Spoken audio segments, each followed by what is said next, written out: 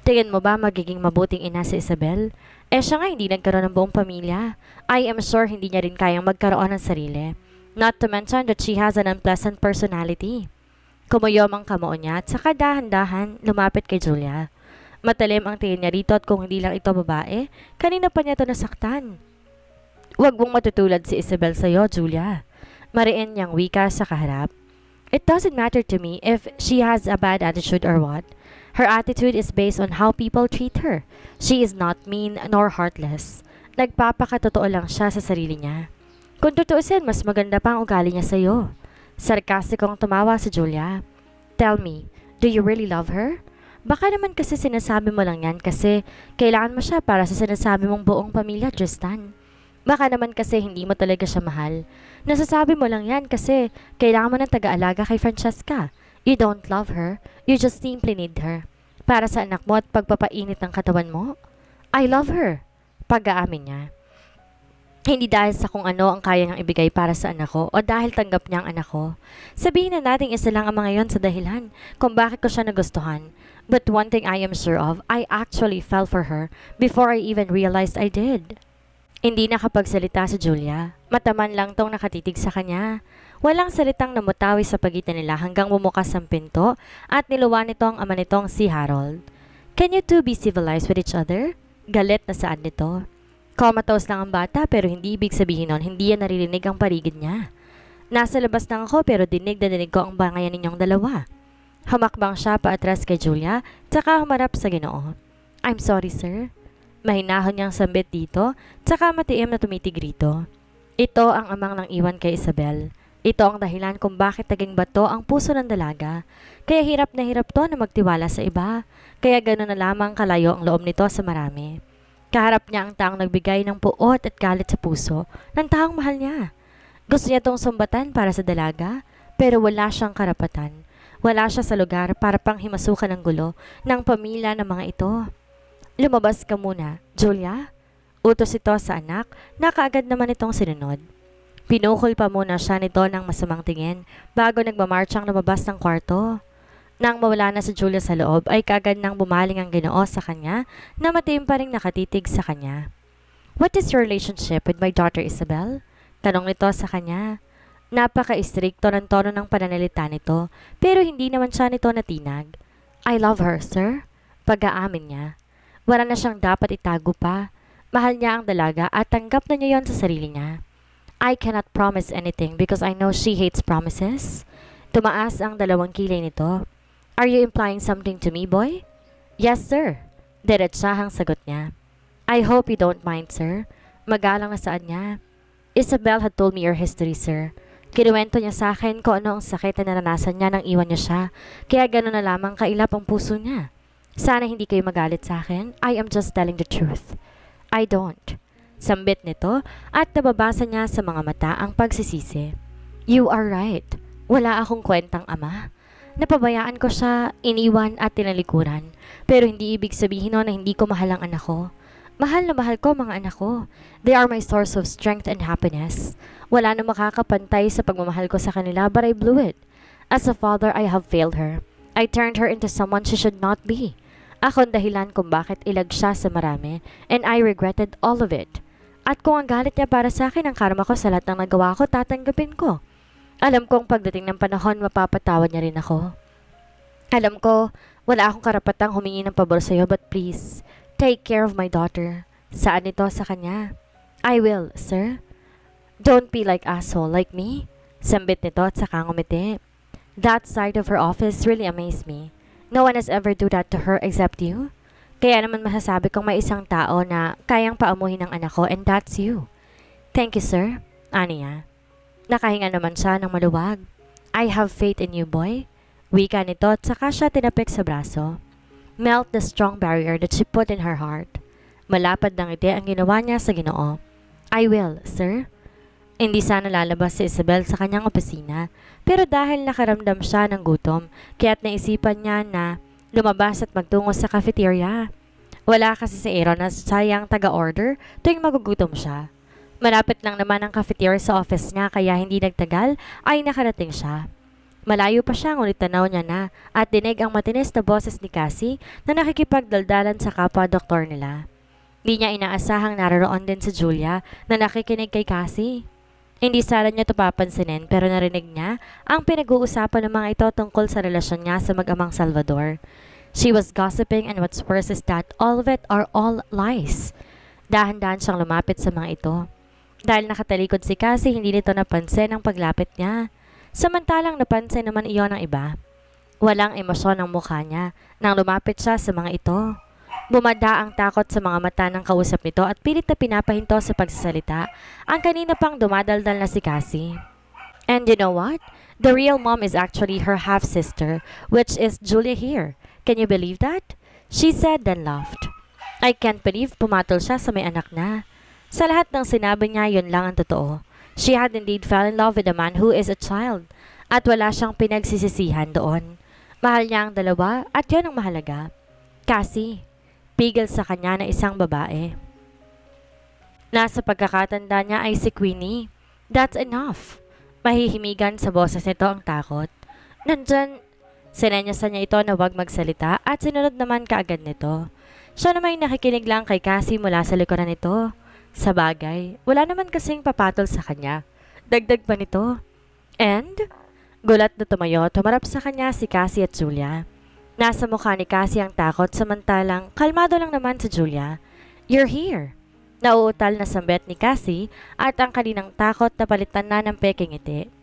What are you doing here? Matutulog? Pamimiloso po niya at saka sarkasikong tumawa. Ano bang ginagawa sa cafeteria? Nagulat lang naman ako, sambit nito.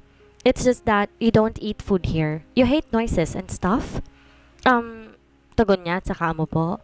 And I hate gossips too, especially those absurd ones. And I just happened to heard one now. Aniya at pinagkrus ang kamay habang matalim ang tingin kay Cassie. Kung magkukwento ka, siguraduhin mong totoong lahat. Saad niya at sumenya sa waiter ng tubig. Maraming tao doon kaya hindi nakataka-taka, maagaw nilang lahat ng atensyon ng mga to. Cassie chuckled sarcastically. Bakit? Hindi ba totoo? Nalilandi mo ang ama ng pasyente mo. You judge me like I'm a slut but you're worse than me. Nakita niya ang palapit na waiter dalang hinihingi niyang tubig. Tinalikuran niya si Cassie at ang mga kasama nito. Don't you dare turn your back on me. I am still talking to you. Anito at marahas siyang pinaharap.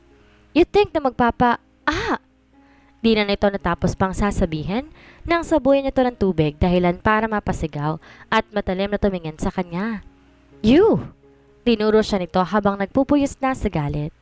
Dinig niya ang bulungan ng mga taong naroon at aaminin niya na sisihan siyang ginawa niya yon kay Cassie. Sino nagsabing tatalikuran kita? Kinuha ko lang ang tubig na isasaboy ko sa sobrang kapal mong mukha. Punong-puno na ako sa'yo, Cassie. Ang ikli na lang ng pasensya ko, sinagad mo pa. Aniya at bumaling sa mga kasama nito. Kayo, imbes magtrabaho, sumama pa kayo sa babaeng to na walang ginawa, kundi irampa ang sarili niya? Asik niya sa ibang doktor na nandoon. Sa sunod na gumawa ka ng kwento tungkol sa akin, asido nang isasabi ko dyan sa makapal mong pagmumukha. Paranakot niya at saka naglakad palapit dito na may samang pag-atras nito. Dahil sa basa ang sahig na dulas pa nga ito.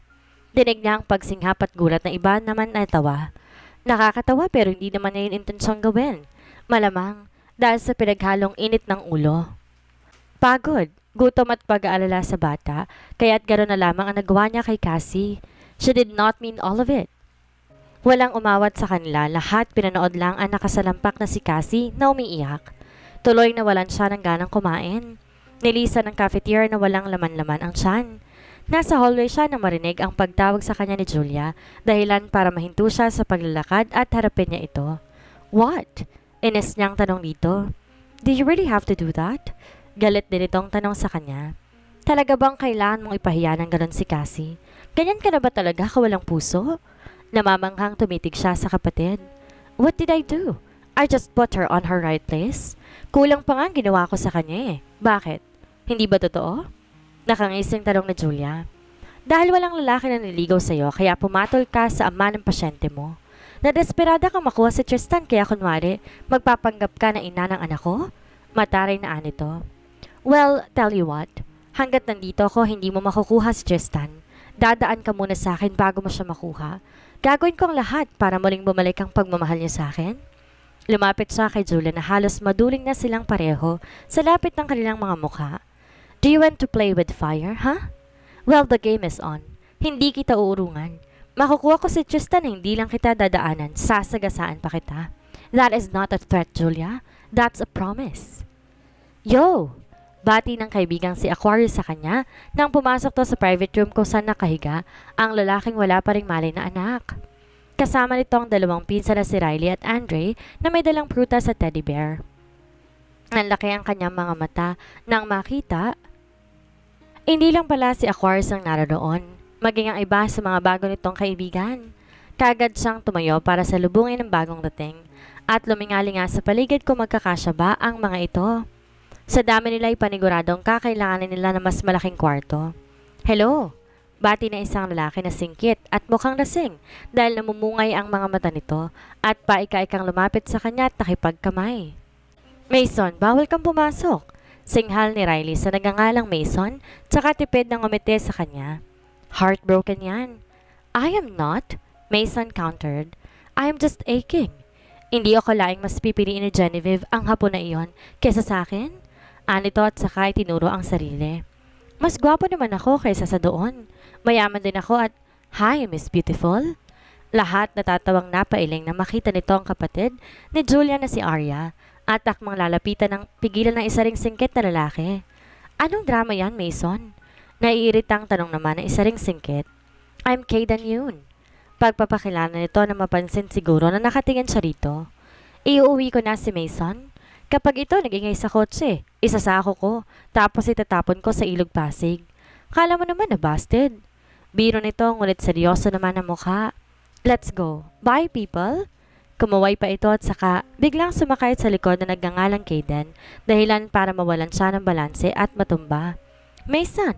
Singhal ni Kayden na halata sa mukha ang iritasyon. I am really going to throw you? Tinawanan lang to ni Mason na nakandusay na sa sahig. Walang nagawa si Kayden kundi ang hilahin na lamang ito palabas ng private room. Mula sa loob ng private room, dinig pa nila ang pagkanta-kanta ni Mason at ang pagsuway ni Kayden dito. Nagtawanan ng mga kalalakihang naroon at nakisabay na rin siya. Doon muna ako sa labas. Paalam ng kapatid na si Arya. Pakisabi na lang kay Kuya Kyle na nasa labas ako. Pag nagising siya, tumango na lamang siya at saka bumaling sa lalaking nakaupo habang natutulog sa pang-isahang sofa. Ni hindi man lamang nito natinag sa tawanan nila. Who's that? Tanong ni Lewis sa kanya. Kyle Alonzo. Sagot niya rito. We are sorry about the sudden visit, ang mga ito. Nagpumilit sumama kaya't sinama na rin namin. Moral support daw para sa inaanak ko. Thank you. Sambit niya at saka ngumiti. I appreciate it. Salamat talaga sa inyong lahat dahil sa pagdalaw ninyo. No problem, man. Sagot naman ni Zachary. We have a motto. Kung kaibigan ng isa, kaibigan na rin namin. So, do not hesitate to call us if you need help from our company. We will be there for you. May bagyo man o wala. Parang may humaplos sa puso sa tinuran ni Zachary at sa iba pang mga naroon. Masasabi niyang maswerte ang kaibigan niyang si Aquarius dahil nakanap siya ng mga kaibigan, kagaya ng mga ito. Kamusta na siya? Nag-aalalang tanong ni Corina sa kanya. God, Isabel, why didn't you tell me? Sigaw nito sa kanya. She sighed in irritation then glared at her sister. Sa dami ng nangyari, may isip ko pa bang sabihin sa'yo? Ines na tanong niya rito. Di ba kasama mo naman si Aaron sa isla? Bakit hindi ba niya sinabi sa'yo? It's been 2 weeks since the last time she had a conversation with Corina. At 2 weeks na rin nakakalipas pero hindi pa rin nagigising si Francesca. Dahil seizure ang dahilan ng coma ni Francesca, hindi niya mabigyan ng araw ang bata kung kailan to magigising. Tuloy di niya maiwasang mag-alala. Oras-oras minomonitor niyang heartbeat at blood pressure nito at kinakabahan pag nakikitang pababa ng pababa iyon. Ngayon di siya mapakali dahil wala siya sa ospital. Di niya mababantay ng bata. Kung di lang dahil sa anniversary ng kumpanya ng lolo niya, talagang babantayan niya ito. At di rin niya makalimutan ang huling pag-uusap nila ni Julia, ang pag-away niya kay Cassie. Simula noon naging mailap na sa kanya ang kapatid. Kaya tuloy nawalan sila ng oras para makapag-usap na silang dalawa lang ni Tristan. Dahil palagi nakabuntot si Julia dito. Hindi niya sinabi sa akin. Nanlulumong sambit nito. Alam mo namang di makwento si Aaron, lalo na sa akin. Di ko tuloy na bisita ang pamangkin ko. Nagtatampo nitong saan. And I heard that she is literally your niece. Di makapaniwalang saan ni Natalie. Anak siya ni Julia, na anak sa labas ng ama mo. Wow, just wow! Anito at saka umiling-iling. Are you okay? Nag-aalalang tanong naman ni Saiden sa kanya. Sinabi sa amin ni Corina na ikaw daw ang kilalang ina ng anak ni Julia. Tumango siya. I'm fine. Nanunuring tumitigto sa kanya. Sigurado ka? Isabel, sagad sa butong galit mo sa pamilya ng tatay mo at kadugo nilang anak na inako mo. Hindi ko siya dinadamay sa gulo. Saan niya? Hindi pa siya nasisilang sa mundo, galit na ako sa pamilya nila at labas siya doon. Narinig ko ring nagkagulo sa ospital dahil naman doon sa Cassie Santos na yon. Sad ni Natalie na halata sa mukha ang Ines. That woman hasn't changed at all. Asik nito. Natalie and Cassie are batchmates in high school. Tulad niya, di rin ito gustong ugali ni Cassie. Oh boy! Sambit ni Corina, tsaka natatarantang tumayo habang diretsong tingin sa bumukas na pinto. Lahat silang napalingon. Halos panlamigan siya at kumabog na napalakas ang puso niya na makita mga elders. Ang mga nakatatandang kapatid ng lolo nila. Naririto at naglalakad papalapit sa kanila.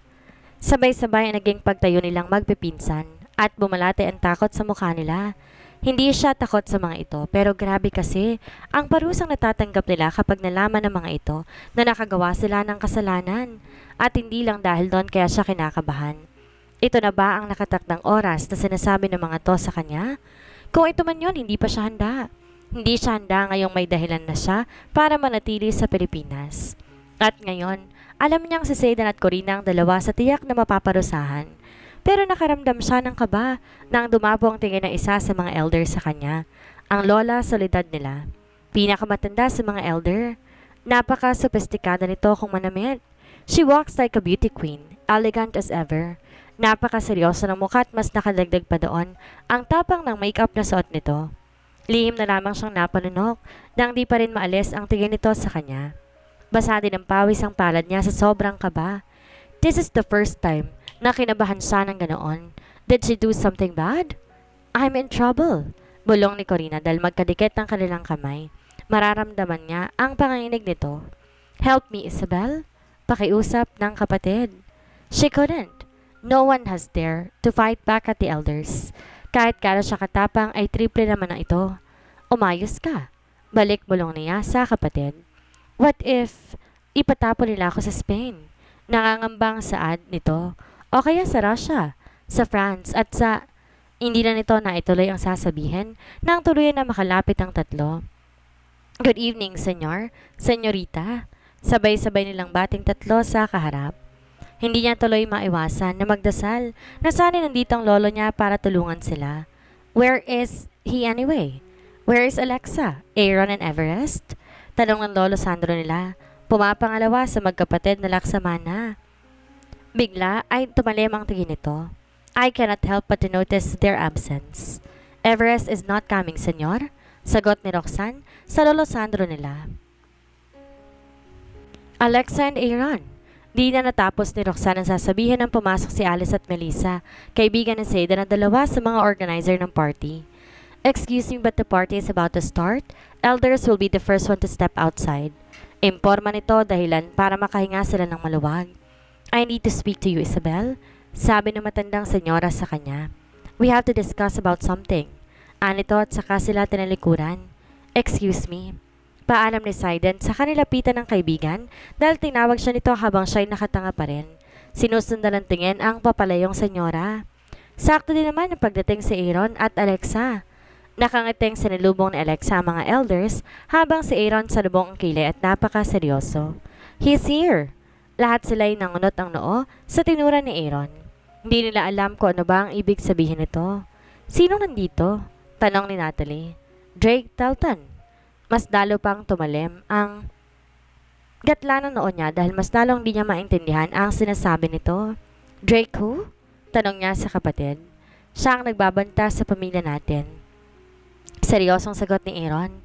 I already alerted all the guards. Isabel, can you be with Lolo? Pwede bang si Lolo muna ang lolo mo? Sila Tito Enrique at Tito Ernesto nasabihan ko na rin.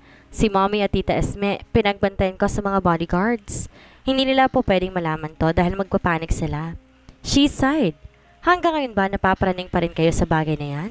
Why can't you believe us? Ines na tanong naman ni Corena. I too. Nakatanggap din ako ng death threats. Through package, it was a fish tank with water full of dead mice. Mababasa sa mukha nito ang takot. It's creepy.